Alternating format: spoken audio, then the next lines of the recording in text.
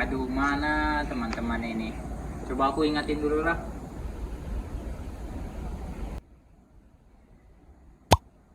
Kalian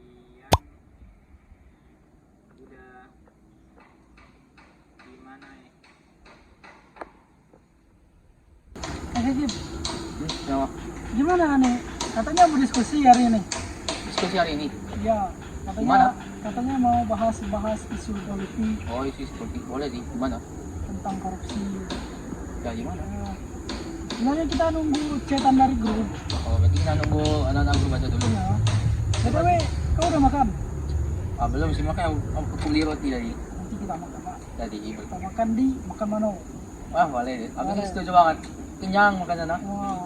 Puas banget. Harga murah kan? Nanti ada pesan. Besar. Coba lihat grup. Oh, Wih, Akbar lama nunggu nih. wah, udah lama Di nih tempat nunggu. Mana nih? Langsung sana kira. sana. Nah, udah ya. Yuk, sana. Kasihan juga Akbar nih kelamaan ini. Oke. Nah, bagus kali kan pandangannya. Iya sih. Unik. Bagus ini.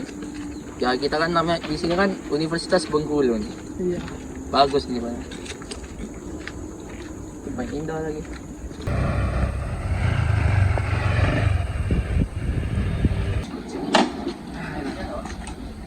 Duh, Eris, Akbarnya ngecek nih. Apa katanya? Ada info kumpul untuk Oh. bahas. Oh, ya udah ayo ke sana.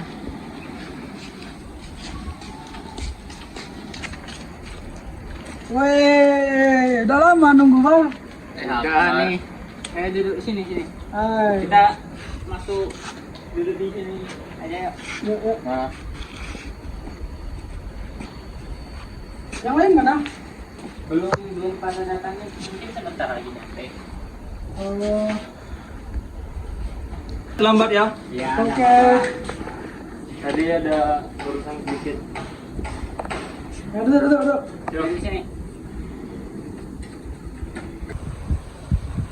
Kawan-kawan. Sepertinya Indonesia nih sedang mengalami kasus yang sangat mengerikan. Apa itu? Apaan itu? Korupsi sampai triliun. Sampai buat Indonesia ini terpuruk nak. Karena korupsi apa sih? Korupsi itu didefinisikan sebagai penyalahgunaan uang negara. Jadi menyalahgunakan. Menyalahgunakan. Contohnya kayak kasus PT Timah itu yang sampai 300 triliun. Mengambil uang negara kepentingan pribadi. Nah, ya betul. Sebenarnya korupsi itu masuk ke pelanggaran pasal berapa? Iya ya, pasal berapa ya? Jadi kawan, pasal yang mengatur tentang tindakan korupsi seperti yang kita lihat di sini di dalam KUHP ini, landasan hukum utama pemberantasan korupsi di Indonesia adalah Undang-Undang Nomor 131 Tahun 1999 tentang pemberantasan tindak pidana korupsi tipikor yang diubah oleh Undang-Undang Nomor 20 Tahun 2001 serta Undang-Undang Nomor 30 Tahun 2002 tentang Komisi Pemberantasan Tindakan Pidana Korupsi atau yang kita singkat dengan KPK. Kemudian, undang-undang ini mendefinisikan korupsi sebagai perbuatan yang melawan hukum melibatkan penyalahgunaan kewenangan untuk memperkaya diri sendiri, orang lain, atau korporasi. Serta merugikan keuangan negara yang sebelumnya dasar hukum yang mencakup Undang-Undang Nomor 3 Tahun 1971 dan Undang-Undang Nomor 28 Tahun 1999 tentang penyelenggaraan negara bebas dari KKN. Begitu. Oh, jadi begitu ya landasan hukumnya. Terus cara pencegahannya gimana sih? Oh, aku tahu gimana cara mencegah korupsi. Jadi caranya kayak gini. Pertama itu ada dengan cara memperkuat penegakan hukum, meningkatkan transparansi, pendidikan anti korupsi, peningkatan kesejahteraan pegawai publik, membangun sistem pengawasan yang kuat, dan penggunaan teknologi digital. Oh, jadi begitu ya. Pakai transparansi. Ya, bisa begitu. Supaya tahu semua kemana kalian. Ya. Oh, boleh juga tuh. Ya. Oh, jadi seperti itu ya, Kip, cara pencegahan dari tindakan korupsi itu tersendiri. Kemudian, apa sih manfaat kalau kita mencegah tindakan korupsi itu? Oh, kalau manfaat aku tahu kan.